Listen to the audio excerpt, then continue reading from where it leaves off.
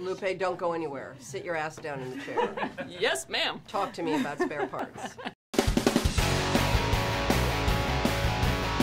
No formal teaching experience. No. You've had 8 jobs in the last year. You can probably guess what my follow-up question is going to be. Where do I get my stamina? He's full of surprises. I saw something like this in a horror movie once. So you don't do very many projects. What wanted you to be in spare parts? So I don't do a lot of work because I have a family, and I just can't kind of do both, or do both well. Spare Parts was perfect for me because it was a small part in a wonderful movie. And so this is the perfect way for me to be a participant in the very thing that I love to do, which is I like to pretend to be other people. It's particularly important to do a movie like this because of the story behind it. I don't get that opportunity very often, to have a story that means so much. Right. I mean, yeah, at the end of the movie, I was bawling.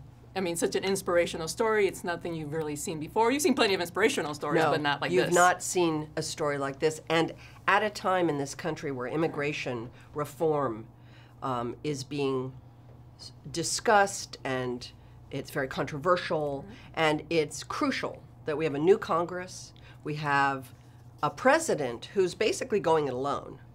And you want every member of Congress to see this movie. This should be required viewing for every school, this is an important story that's a triumph.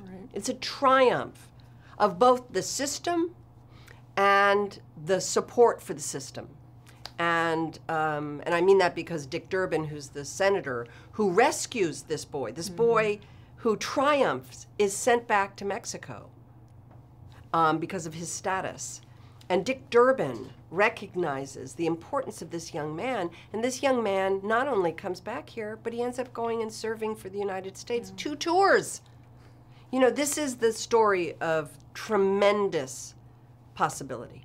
Stories like this will help connect the dot for people. People who are not here illegally will see this movie and understand that it's a broken system, and it has to be changed.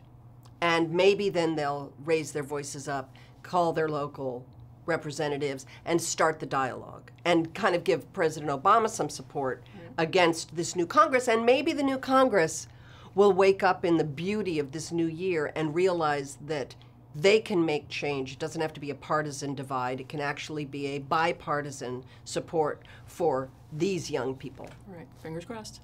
I know I sound like I'm a politician. I'm not. Not running for anything. I inhaled so many times.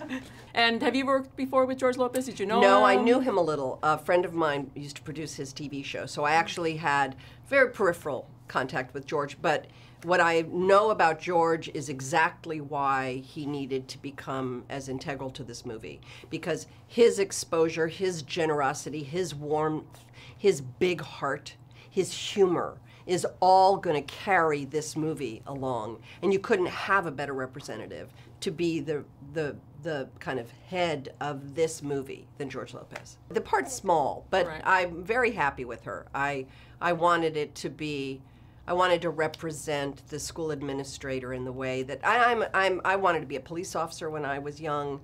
You know, I believe in administration and law enforcement, and you know, I know that's a very difficult time right now in this country, but I'm a big supporter of law enforcement. And so for me, school administrators are just an academic enforcer, and I like that she had looked at it with a lot of humor. Right, and it wasn't very stereotypical like we usually see principals. So well, that was my goal. The way it was written was pretty stereotypical, and I worked hard to make sure that it wasn't. Good choice. Thank you. Thank you so much.